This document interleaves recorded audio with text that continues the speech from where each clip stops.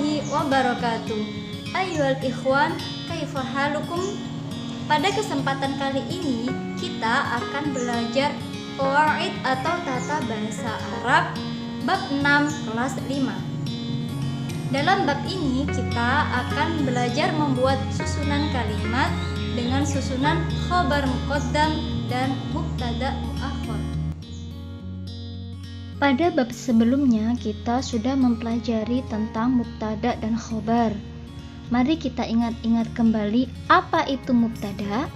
Mubtada adalah isim yang terletak di awal kalimat dan berfungsi sebagai subjek atau topik pembicaraan.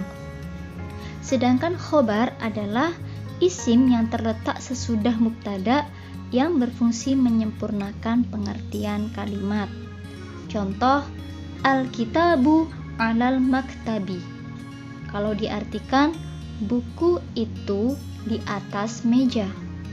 Kata al-kitabu, dia berkedudukan sebagai mubtada karena dia berfungsi sebagai subjek atau topik yang dibicarakan. Maka topiknya adalah buku. Alal maktabi, dia berkedudukan sebagai khobar karena dia menyempurnakan pengertian dari buku. Sekarang kita akan membuat kalimat dengan susunan khobar muqaddam dan mubtada muakhar. Apa itu khobar muqaddam? Khobar muqaddam adalah khobar yang terletak di awal kalimat. Dan apa itu mubtada muakhar?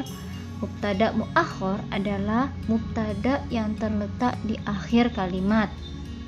Sebelum kita membuat kalimat, ada dua hal yang perlu kita perhatikan. Yang pertama, khobar boleh didahulukan sebelum mubtada. Dan yang kedua, khobar harus didahulukan sebelum mubtada. Jadi kita harus tahu kapan khobar boleh di depan dan kapan khobar harus di depan. Yang pertama, khobar boleh didahulukan sebelum mubtada atau khobar boleh di awal kalimat. Di sini saya akan membuat dua kalimat. Al-kitabu alal maktabi. Alal maktabi al-kitabu. Yang pertama, buku itu di atas meja. Dan yang kedua, di atas meja ada buku. Mari kita perhatikan pada kalimat yang pertama. Al-kitabu alal maktabi. Kata benda atau subjeknya terletak di awal kalimat, maka ini yang dinamakan mubtada. Dan kata setelahnya yaitu kata alal maktabi ini dinamakan khobar.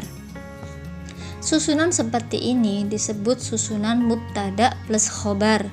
Mubtadanya berada di awal dan khobarnya berada di akhir.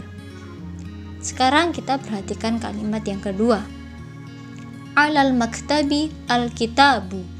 Di atas meja ada buku. Kata benda atau subjeknya terletak di akhir kalimat. Ini dinamakan mubtada muakhar karena mubtadanya berada di akhir kalimat. Lah, yang di depan ini siapa? Yang di depan adalah khobar muqaddam, khobar yang terletak di awal kalimat. Khobar boleh diletakkan di awal kalimat jika mubtadanya berupa isim ma'rifat. Contoh, al-kitabu ini kan menjadi mubtada. Dia bentuknya isim ma'rifat karena ada alif lamnya. Jadi jika ada mubtada yang memiliki alif lam atau yang bentuknya isim ma'rifat, dia boleh diletakkan di awal, boleh juga di akhir. Kalau mubtadanya di akhir, maka khobarnya berada di awal kalimat. Ini dinamakan khobar muqaddam dan mubtada muakhar. Kedua yaitu khobar harus berada di awal kalimat. Contoh, alal maktabi kitabun. Kata kitabun dia menunjukkan bahwa dia adalah mubtada. Dan kata alal maktabi dia menunjukkan bahwa dia adalah khobar. Di atas meja ada buku. Khobar harus diletakkan di awal kalimat jika mubtada berupa isim nakiroh. Apa sih isim nakiroh itu? Coba kita perhatikan mubtadanya. Kitabun. Isim nakiroh itu adalah tidak mempunyai alif lam. Contoh, kitabun. Di sini alif lamnya hilang. Kalau contoh yang pertama tadi adalah mubtada yang memiliki alif lam, dan contoh yang kedua adalah mubtada yang tidak memiliki alif lam.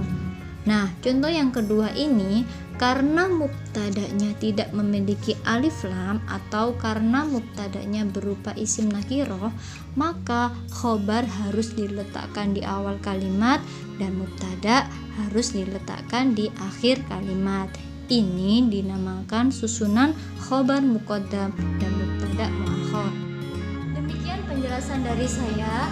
Untuk anak-anakku kelas 5 yang sedang belajar di rumah, tugas kalian adalah artikan kalimat di samping ke dalam bahasa Arab. Lalu berilah tanda mana yang menjadi khobar dan mana yang menjadi mubtada. Sekian, semoga bermanfaat. Wassalamualaikum warahmatullahi wabarakatuh.